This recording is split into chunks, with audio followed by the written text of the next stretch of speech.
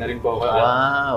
Sa ngayon, medyo favorable. Maganda po yung negosyo ng build and sell kasi walang tapon po dun eh. Correct. Medyo Pataas lagi. pataas po lagi. Although yung time mo lang talaga ng pag-i-invest, yun yung pinakapuhunan. Construction. Yung construction po, tapos yun po yung matagal eh. Tsaka yung maghahanap po ng buyer.